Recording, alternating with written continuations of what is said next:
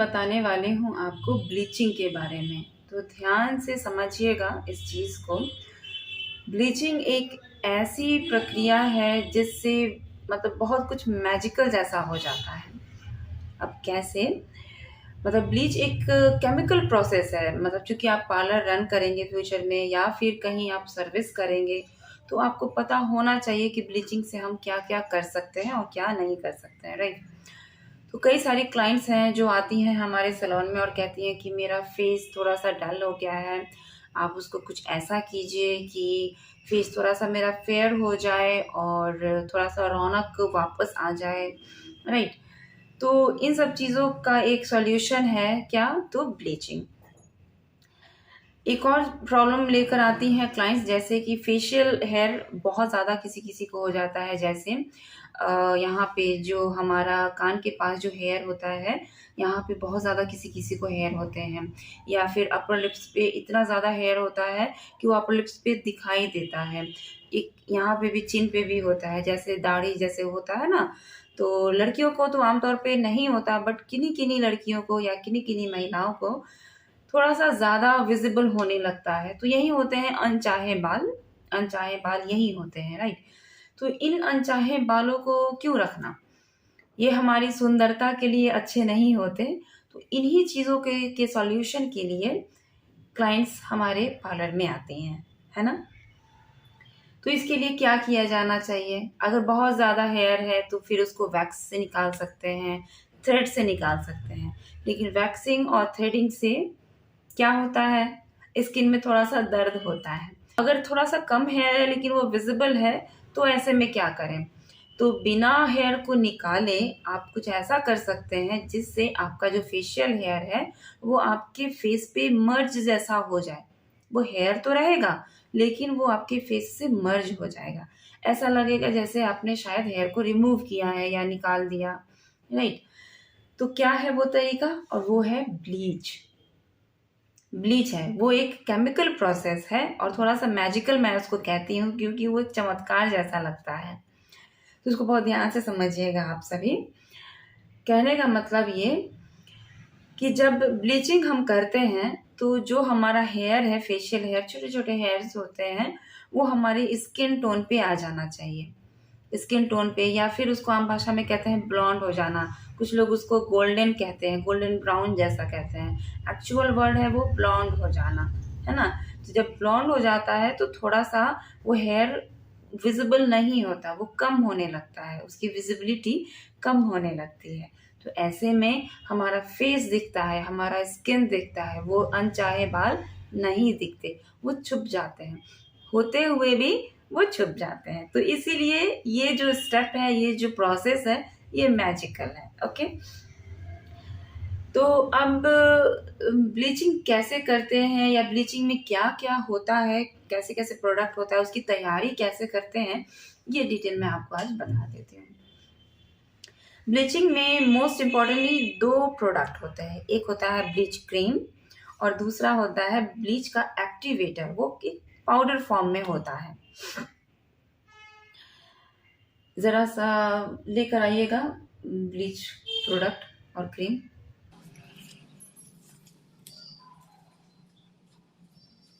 तो आप सब ये देखिए, ये है ब्लीच का प्रोडक्ट। मैं यहाँ स्क्रीन पे भी शेयर कर देती हूँ, ठीक है? ये देखिए, ये है, शायद आपको दिख रहा होगा। ये एक्चुअली उल्टा दिख रहा है, वैसे मैं बता देती हूँ। ये फेम का है, टर्मरिक बेस्ड है ये ब्लीच, गोल्ड ब्लीच है, ठीक है? और ये फेस पे भी लगा सकते हैं, बॉडी पे भी लगा सकते हैं। मैं आपको भी एक्सप्लेन कर दूँ, ये तो बहुत बड़ा डब्बा है, छोटे-छोटे डब्बे में भी आता है। तो जो भी आपको अवेलेबल हो आपके बजट के अनुसार वो आप खरीद सकते हैं। मेरा चूँकि सैलून है और यहाँ पे बहुत ज़्यादा काम होता है, तो इसलिए मैंने ये बड़ा पैकेट खरीदा है, ठीक? तो मोस्ट इम्पोर्टेंट 2 प्रोडक्ट होते हैं। एक ब्लीच क्रीम होता है, कैसा होता है मैं ये भी आपको दिखा देती हूँ। ये देखिए, कुछ इस तरीके से क्रीम वाला है, ऐसे। ये दिखा देती हूँ, यहाँ पे भी मैं दिखा देती हूँ। ठीक है? तो ये होता है क्रीम, बहुत ही लाइट वेट होता है ये क्रीम, बहुत सॉफ्ट होता है, इसका फ्रेग्रेंस भी बहुत अच्छा है। तो खैर ये एक हो गया क्रीम बेस्ड ब्लीच हो गया, और ये इसको एक्टिवेट करना पड़ता है। तो कैसे करेंगे, एक्टिवेटर हमें चाहिए होगा। तो एक्टिवेटर के लिए ये एक्टिवेटर इसके साथ का ही है, ठीक है। जैसे बड़ा डब्बा मैंने लिया है तो इसके साथ 3-4 एक्टिवेटर होंगे। छोटा अगर आप लेंगे तो उसके साथ एक ही एक्टिवेटर आपको मिलेगा। ये डिपेंड करता है जिस ब्रांड का आप ले रहे हैं या जो भी आप ले रहे हैं उसमें कितना क्वांटिटी ब्लीच क्रीम का है। क्रीम के अनुसार ही इसका भी क्वांटिटी डिपेंड करता है, इसका आप ध्यान रखिएगा। तो अगर आप सैलून स्टार्ट कर रहे हैं तो पहले छोटा छोटा ही परचेज कीजिए, उसके बाद जैसे आपको लगेगा तो आप ज़्यादा मात्रा में भी ले सकते हैं। और ये कैसा होता है इसका डिटेल भी मैं आपको बता देती हूँ। बहुत सावधानी से खोलिए, क्योंकि जो मैजिकल पावर्स हैं वो इसी में है। मैजिकल पावर्स की जो मैं बात कर रही हूँ, मैजिक हो जाता है, वो इसी में है। सिर्फ क्रीम लगा देंगे यहाँ स्किन पे तो कोई काम नहीं वो करेगा, है ना। जब एक्टिवेटर उसमें हम मिक्स करते हैं तब वो असल काम करना स्टार्ट करता है। तो ये है एक्टिवेटर। और मैं यहाँ पे थोड़ा सा ये पाउडर मैं निकाल देती हूँ इसमें। ये देखिए, शायद आपको दिख पा रहा होगा स्क्रीन पे, मैं आपको भी दिखा देती हूँ। ये देखिए, थोड़ा सा और मैं डाल देती हूँ। ये देखिए, ये पाउडर है। तो अलग अलग तरीके का, अब जैसे ये गोल्ड है, इसके पैकेट पे गोल्ड लिखा हुआ है, तो इसका जो पाउडर है ये भी गोल्डन दिया हुआ है। लेकिन कई सारे जो एक्टिवेटर्स होते हैं वो हो सकता है गोल्ड कलर का ना हो, वो आपको वाइट हो सकता है, थोड़ा सा ऑफ वाइट कलर का भी हो सकता है, ज़्यादातर वाइट में ही आता है ना। तो कोई भी आप खरीद सकते हैं। सीखने के लिए मैं बता दूंगी ये आपको बहुत अच्छे से। एक बार इसका रिहर्सल, एक बार इसका प्रैक्टिस ज़रूर होना चाहिए। तो इसका हो जाएगा तो आपको समझ में आ जाएगा कि कैसे इसको अप्लाई करते हैं। तो खैर, एप्लीकेशन भी मैं यहाँ पर वर्बली बता दे रही हूँ, फिर कभी हम लोग इसका प्रैक्टिकल करेंगे। ओके, तो इसको यूज़ कैसे करना है, ये प्रोडक्ट डिटेल तो मैंने आपको दे दिया कि मोस्टली 2 प्रोडक्ट की बहुत ज़रूरत पड़ती है ब्लीच करते समय। एक होता है ब्लीच क्रीम और दूसरा होता है ब्लीच एक्टिवेटर। कैसे इसको यूज़ करना है, जैसे 1 चम्मच अगर हम ब्लीच क्रीम लेंगे तो 1 से 2 चुटकी हमें ये एक्टिवेटर पाउडर उसको मिक्स करना पड़ेगा। क्या चीज़ में मिक्स करना पड़ेगा, हाथों में मिक्स बिल्कुल नहीं करना है, नो नेवर, बिल्कुल नहीं, राइट। तो किस चीज़ में करना है, कांच की छोटी सी कटोरी में कर सकते हैं। कांच एक्चुअली वो मिक्स्ड नहीं होगा, इसीलिए मतलब वो भी एक्टिवेट नहीं होगा, उसके तत्व उस क्रीम में नहीं आएंगे। तो कांच बहुत सेफ होता है, ग्लास, तो आप कर सकते हैं। अगर आपके पास प्लास्टिक भी है तो वो अच्छा वाला प्लास्टिक होना चाहिए, वो मतलब स्ट्रॉन्ग उसकी क्वालिटी होनी चाहिए। जैसे बहुत सारे ब्लीच होते हैं जिसमें अलग से वो कंटेनर आता है, छोटी सी बाउल आती है, तो आप उसको यूज़ कर सकते हैं, ठीक है। तो कैसे करना है, एक ब्रश लेंगे। किस तरीके का ब्रश मैं वो भी बता देती हूँ, मेरे पास है। अब जैसे ये मेरे पास कलर ब्रश है, आप ध्यान से देखिए, मैं यहाँ पे भी दिखा देती हूँ। ये है कलर ब्रश, ठीक है। तो एक अलग सेपरेट आपको बनाना पड़ेगा, ये नहीं कि कलर भी कर रहे हैं फिर ब्लीचिंग भी कर रहे हैं, ऐसा नहीं होना चाहिए। उसके लिए एक अलग सेपरेट आपको बनाना पड़ेगा, बिल्कुल नया फ्रेश। तो ये ब्रश लिया, 1 चम्मच कटोरी में ब्लीच क्रीम हम लेंगे और 1 से 2 चुटकी, डिपेंड करता है स्किन कितनी सेंसिटिव है या स्ट्रांग है। अगर स्ट्रांग है तो 2 से 3 चुटकी भी आप रख सकते हैं, लेकिन अगर सेंसिटिव है तो 1 चुटकी रखेंगे वो एक्टिवेटर पाउडर। ज़्यादा से ज़्यादा 2, मतलब कॉमन अगर कहें इन एवरेज तो आप 2 चुटकी से ज़्यादा मत रखिए, बहुत अच्छा रिजल्ट करेगा। कभी नुकसान नहीं होगा, कभी नहीं, नेवर, किसी को भी ये नुकसान नहीं होगा। और साथ ही साथ वो अपना वर्क भी कर लेगा उतने समय में, उतने क्वांटिटी में, राइट। तो जब आप बाउल में रखेंगे, छोटी वाली कटोरी में रखेंगे, तो मिक्स क्या चीज़ से करेंगे, फिंगर से? नहीं, बिल्कुल नहीं। अक्सर क्या करते हैं लोग कि फिंगर से मिक्स कर देते हैं, लेकिन मैं अपने स्टूडेंट को हमेशा बताती हूँ कि फिंगर से मिक्सिंग मत कीजिए, हमेशा इस तरीके का ब्रश यूज़ कीजिए, ब्रश जरूर कीजिए और उसको मिक्स कीजिएगा बाउल में ही, अच्छे से मिक्स हो जाए तब उसी ब्रश से अप्लाई कीजिएगा क्लाइंट पे अगर करना है तो, या फिर हाथों पे, पैरों पे, उसी ब्रश से अप्लाई कीजिएगा। नहीं तो फिंगर से आप बार बार करेंगे तो आपका ही हाथ खराब होगा और कुछ नहीं होगा, उस वक्त आपको पता नहीं चलेगा। मान लेते हैं कि अचानक आपके सैलून में उसी दिन सेम डे 10 क्लाइंट लगातार आ गए, ठीक है, एक के बाद एक, तो आप 10 बार अपने हाथों से यूज कर रहे हैं, 10 बार ऐसे ही यूज हो रहा है, तो आपका हाथ धीरे धीरे समय के अनुसार साल, 1.5 साल, 2 साल के बाद वो हाथ आपका खराब हो जाएगा। ये जो नाखून है वो खराब हो सकते हैं, इसलिए बचना चाहिए, ज्यादा से ज्यादा आप उसको टच ना करें अपने हाथों से तो अच्छा है। हालांकि वो उसी वक्त नुकसान नहीं करेगा, क्योंकि आज जाहिर सी बात है, हमें जिनकी फेस पे लगाना है वो भी तो स्किन ही है ना, तो वो लेकिन थोड़ा सा लगाना है इसीलिए, और थोड़ी देर के लिए लगाना है, इसलिए चल सकता है। लेकिन आप ब्रश का इस्तेमाल कीजिए, सेफ रहेंगे। आप लगातार 10 इंसान का आप फेशियल कर सकते हैं, ब्लीचिंग कर सकते हैं, कोई प्रॉब्लम नहीं होगी, आपका हाथ भी सेफ रहेगा। तो ब्लीचिंग मिक्स कीजिए इसे और फेस पे अप्लाई कीजिए। अच्छा, स्किन के किस किस हिस्से पे आप ब्लीचिंग कर सकते हैं ये भी मैं आपको बता देती हूँ। फेस पर जब हम ब्लीचिंग करेंगे तो आंखों पे एप्लीकेशन नहीं होना चाहिए, बिल्कुल नहीं होना चाहिए, बट D10 आंखों पे अप्लाई हो सकता है। ये जो हमारा जो पलक है इस पे D10 अप्लाई हो सकता है, या कोई भी क्रीम हो सकता है, बट ब्लीचिंग नहीं हो सकता, नहीं करना चाहिए। क्यों? क्योंकि मैंने पहले ही बताया था, ये एक केमिकल प्रोसेस है, तो आंखों में ये जाएगा तो चुभन होगी, है ना, इचिंग प्रॉब्लम होने लगेगी, फिर रेडनेस आ जाएगी, फिर धुंधला दिखने लगेगा क्लाइंट को, फिर प्रॉब्लम क्रिएट होगी, राइट। तो आंखों से, आईब्रोज से दूर, इतने दूर आपको उसके नीचे इधर उधर आप लगा सकते हैं, बट उसकी इस एरिया के अंदर आपको नहीं लगाना है, कभी नहीं लगाना, ठीक है। नोज के ऊपर लगा सकते हैं, नोज का ये एरिया चूंकि जहाँ यहाँ से हम लोग सांस लेते हैं तो ये चीज ओपन रहना चाहिए। दूसरा चीज, ये जो लिप्स है, लिप्स के ऊपर नहीं लगा सकते हैं, but upper lips, lower lips, ये सारा आप कवर कर सकते हैं, ठीक है। फिर उसके बाद जब हम फेस पे ब्लीच लगाएंगे, जैसे अगर हमारे पास कोई क्लाइंट आती है कि मुझे फेशियल ब्लीच सब कुछ कराना है, तो इसका मतलब ये तो नहीं है कि हम सिर्फ फेस पे ब्लीच लगाएंगे और इस एरिया पे नहीं लगाएंगे, नहीं, तो ऐसा कभी नहीं करना। आज मैं आपको बता दे रही हूँ, अच्छे से एक्सप्लेन कर रही हूँ, याद रखिएगा, ठीक है।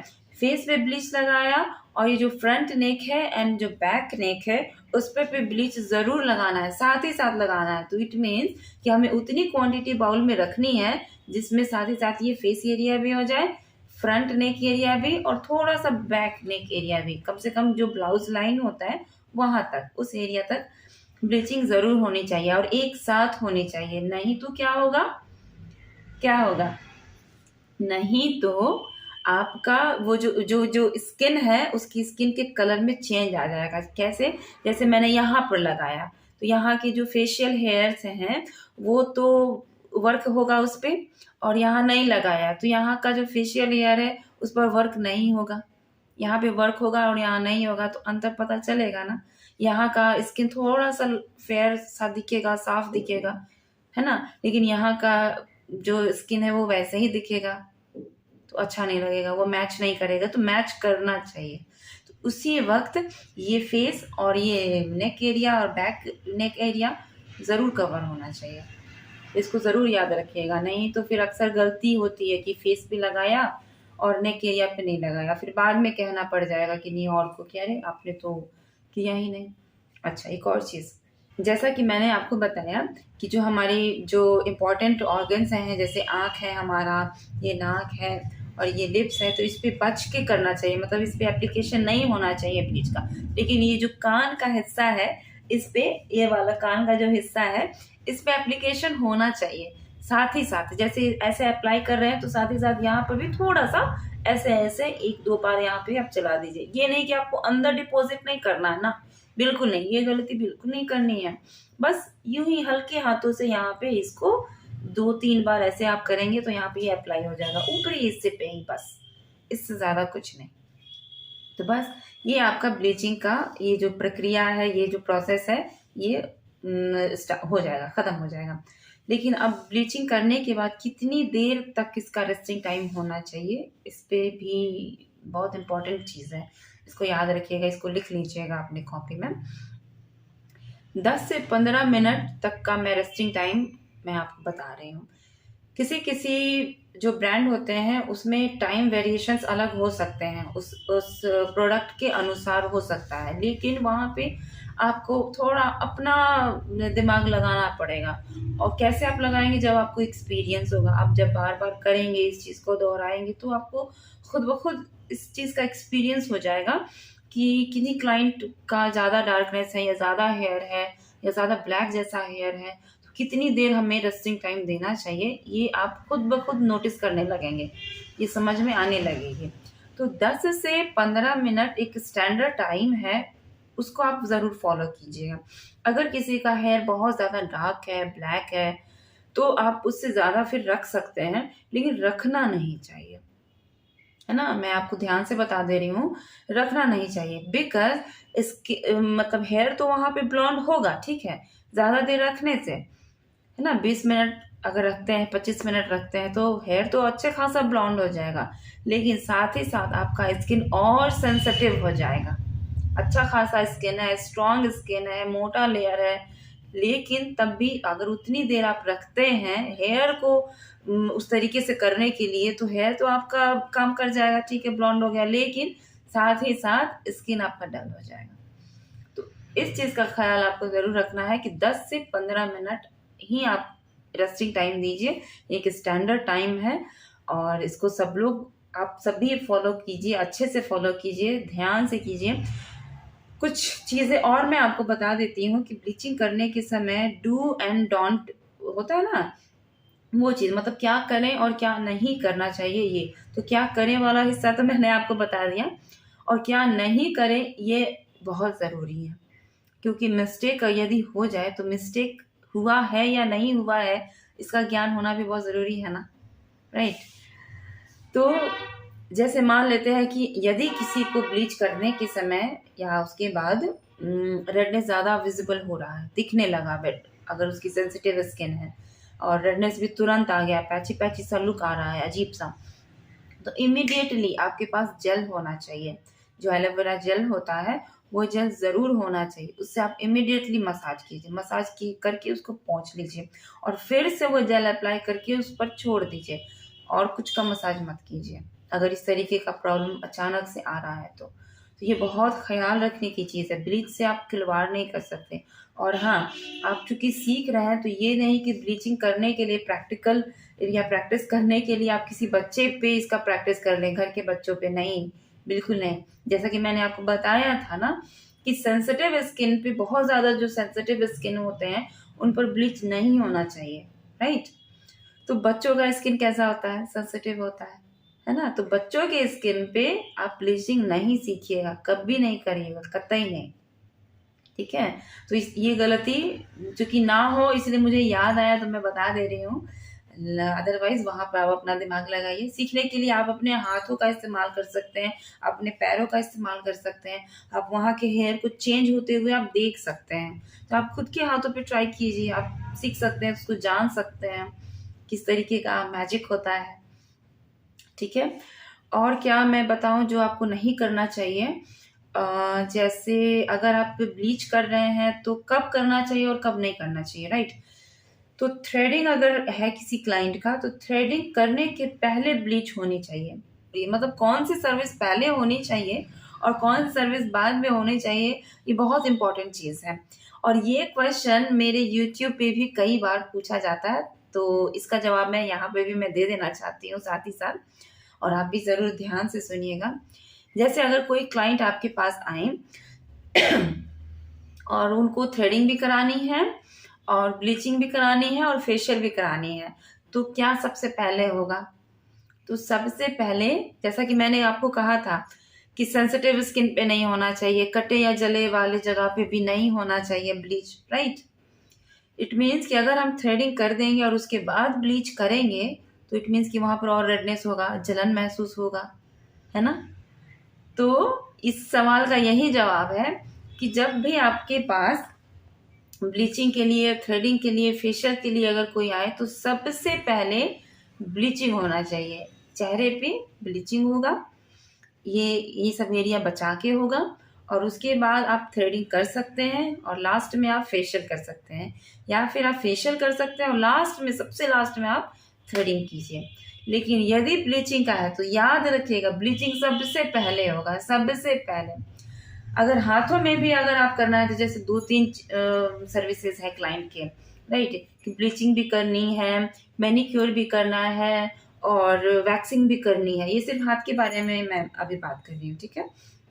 ब्लीचिंग भी करनी है, मैनिक्योर भी करना है और वैक्सिंग भी करनी है। तो सबसे पहले क्या होगा सोचिए। हाँ, सबसे पहले ब्लीचिंग होगा, क्योंकि वैक्सिंग के बाद हमारा स्किन रेड रेड हो चुका रहेगा थोड़ा सा, क्योंकि हेयर सारा रिमूव हुआ रहता है ना, दर्द हुआ रहता है। तो ऐसे में ब्लीचिंग होगा तो फिर प्रॉब्लम आएगी। तो सबसे पहले यहाँ पे ब्लीचिंग कर देना बहुत ज़रूरी है। इस जगह पे ब्लीचिंग होना बहुत ज़रूरी है, सारी जगह पे, ठीक। और ब्लीचिंग को अच्छे से आप पोंछ लीजिए जब ब्लीचिंग का टाइम हो जाए तो। और जब वो फिर से थोड़ा सा ड्राई हो जाए तो आप आराम से वैक्सिंग कीजिए, जैसे उनको वैक्सिंग चाहिए आपकी क्लाइंट को वैक्सिंग कीजिए। कोई भी वैक्स कर सकते हैं, normal wax, chocolate wax, silica wax, कोई भी वैक्स कर सकते हैं, कोई दिक्कत नहीं है। और देन उसके बाद आप मैनिक्योर करेंगे। मैनिक्योर आपका सबसे लास्ट प्रोसेस होगा। सबसे पहला क्या होगा, bleaching, then waxing and then manicure, यानी मसाज, है ना। तो ये तीनों चीज़ों को मैंने आपको एक साथ मैंने बता दिया कि कौन, जैसे 3-4 सर्विसेज हैं तो 3-4 सर्विसेज में कौन सा सर्विस पहले होगा और बाद में कौन सा होगा। अगर आप इसको उल्टा पुल्टा कर देंगे तो बहुत उल्टा पुल्टा हो जाएगा, तो ये मिस्टेक नहीं करनी है। तो आज का क्लास मैं यहीं पर ओवर करती हूँ। कैसा लगा आपको, समझ में आया? और आई होप मेरे व्यूअर्स को भी समझ में आ रहा होगा। ठीक है, मिलते हैं नेक्स्ट क्लास में, नेक्स्ट वीडियो में। अच्छे से समझिए, अच्छे से इस चीज़ को लिख लीजिएगा कॉपी में, फिर भी ज़रूर दिखाइएगा मुझे बाद में, मैं उसको बाद में ज़रूर चेक कर लूँगी। और मेरे व्यूवर्स, आपको कैसा लगा ये ब्लीचिंग का जो प्रोसेस मैंने आज आपसे शेयर किया है, अपने स्टूडेंट से भी शेयर किया है। आप, आई होप आपको ये लाइव मैंने आपको बताया है, आपको समझ में आया होगा। यदि किसी भी रीज़न से आपको समझ में नहीं आ रहा हो या किसी भी तरह का कन्फ्यूजन हो तो आप मेरा ये जो ऑफलाइन कोर्स है आप उसको ज्वाइन कर सकते हैं। आप सीधा यहाँ आ सकते हैं मेरे इस जगह पे, मेरे सैलून पे। अभी क्लासेस चल रही हैं, 3-4 सेशन मेरे हो चुके हैं, जिसको मैं यूट्यूब पे अपलोड भी मैं कर ही चुकी हूँ। आप ज़रूर देख लीजिएगा। जैसे थ्रेडिंग का एक क्लास हो चुका है, थ्रेडिंग का कैसे करते हैं वो प्रैक्टिस, हाथों में कैसे उसको पकड़ते हैं, उसका भी क्लास हो चुका है। अभी मैं ब्लीचिंग के बारे में बता रही हूँ। आने वाले समय में मैं जो बेसिक कोर्स होता है मैं उसको मैं बताऊँगी, जैसे फेशियल है, मैनिक्योर है, पेडिक्योर है, वो चीज़ मैं आपको बताऊँगी। तो अगर आपको भी यहाँ पे ज्वाइन करना है साथ ही साथ तो फटाफट आ जाइए। मैं अपना व्हाट्सअप नंबर और एड्रेस का जो ये जो एड्रेस है यहाँ का सैलून का, वो मैं आपको दे देती हूँ डिस्क्रिप्शन बॉक्स में, तो आप वहाँ से ज़रूर चेक कर लीजिएगा। और हाँ, अगर आपको लगे तो बात करना है तो आप सिर्फ मुझे व्हाट्सअप कीजिएगा। सबसे पहले व्हाट्सअप से आप पूछिएगा कि बात कर सकते हैं या नहीं, फ्री है या नहीं। उसके बाद फिर हम लोग कॉलिंग भी कर सकते हैं, कोई इशू नहीं है। लेकिन अगर आपको यहाँ पे ज्वाइन करना है तो ज़रूर आइए, मोस्ट वेलकम। ये जो है बेसिक कोर्स एक्चुअली मैं बता रही हूँ अपने स्टूडेंट्स को, ये 4999 का ये बेसिक कोर्स है, जिसमें मैं क्या क्या बता रही हूँ।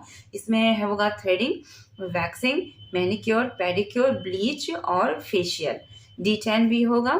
तो कुछ स्टूडेंट इसमें हैं जो कि मेरा एडवांस में जा रहे हैं, जैसे कटिंग वगैरह में एडवांस कटिंग हो गया थोड़ा सा, या कुछ और जैसे हेयर स्पा वगैरह हो गया, ये सारी चीज़ें वो एडवांस में चली गई। तो कुछ स्टूडेंट्स हैं जो यहाँ पे मेरा लाइव सेशन ले रही हैं। अगर आपको वो एडवांस जोन में जाना है तो आप उससे और ज़्यादा पे करके भी आप सीख सकते हैं। लेकिन मैं चाहती हूँ कि कम से कम बेसिक नॉलेज तो होना ही चाहिए, जिससे आप एक अपना पार्लर रन कर सकते हैं, जान सकते हैं। अगर आपको जानने में कहीं भी कोई कन्फ्यूजन हो तो आप यहाँ ऑफलाइन के लिए आ सकते हैं। Most welcome. मैं फिर मिलती हूँ आपको अगले वीडियो के साथ। तब तक के लिए goodbye and take care. और हाँ, मेरा अगला वीडियो ज़रूर देखिएगा, काफ़ी सीखने में मदद मिलेगी। ठीक है, गुड बाय।